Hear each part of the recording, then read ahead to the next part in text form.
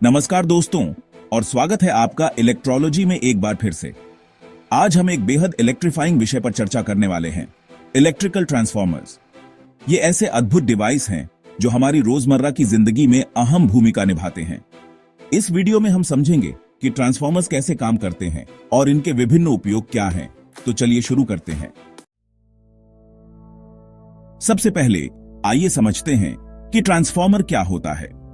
मूल रूप से एक ट्रांसफॉर्मर ऐसा इलेक्ट्रिकल डिवाइस है जो इलेक्ट्रोमैग्नेटिक इंडक्शन के माध्यम से एक सर्किट से दूसरे सर्किट में पावर स्थानांतरित करता है। यह किसी जादू जैसा लगता है। इस सिंपल डायग्राम को देखिए। जब ऑल्टरनेटिंग करंट प्राइमरी कॉइल से प्रवाहित होता है तो यह एक मैग्नेटिक फील्ड उत्पन्न करता है। यही मैग्नेटिक फील्ड इलेक्ट्रोमैग्नेटिक इंडक्शन के कारण सेकेंडरी कॉइल में वोल्टेज उत्पन्न करता है। अब जब हमने यह समझ लिया कि ट्रांसफॉर्मर का मूल सिद्धांत क्या है, तो आइए अब जानते हैं कि ये कैसे अलग अलग प्रकार के होते हैं। Step up transformer. इसमें सेकेंडरी कॉइल में टर्न्स की संख्या प्राइमरी कॉइल से अधिक होती है। इसके परिणाम स्वरूप आउटपुट वोल्टेज इनपुट वोल्टेज से अधिक होता है। जैसे ही प्राइमरी कॉइल में ऑल्टरनेटिंग करंट एक मैग्नेटिक फील्ड उत्पन्न करता है, सेकेंडरी कॉइल के अतिरिक्त टर्न्स के कारण उच्च वोल्टेज उत्पन्न होता है, जिससे वोल्टेज में स्टेप अप होता है। इसका गणितीय संबंध है V1 divided by V2 equals N1 divided by N2, जहां V1 और V2 प्राइमरी और सेकेंडरी वोल्टेज हैं और N1, N2 संबंधित टर्न्स की संख्या है। Step down transformer. इसके विपरीत, इसमें सेकेंडरी कॉइल में टर्न्स की संख्या प्राइमरी से कम होती है। इसके परिणाम स्वरूप आउटपुट वोल्टेज इनपुट वोल्टेज से कम होता है।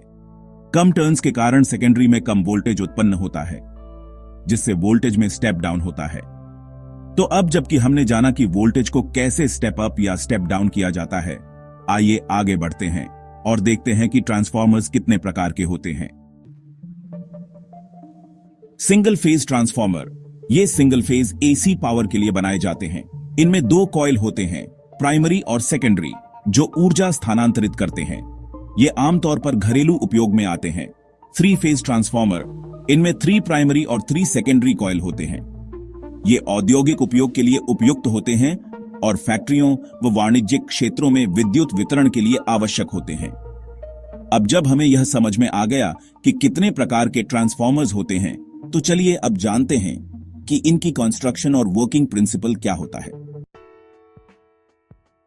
सामान्य ट्रांसफॉर्मर में कॉइल को एक आयरन कोर के चारों ओर लपेटा जाता है।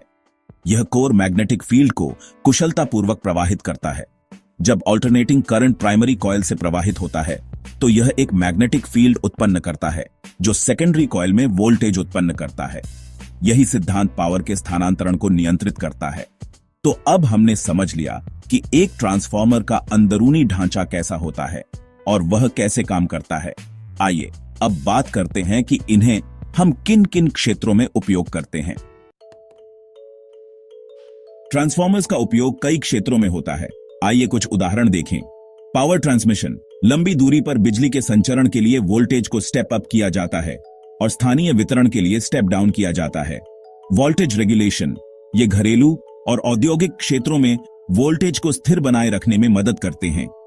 Industrial equipment. ये मैन्युफैक्चरिंग में मशीनों और उपकरणों को विद्युत शक्ति प्रदान करते हैं। यूटिलिटीज।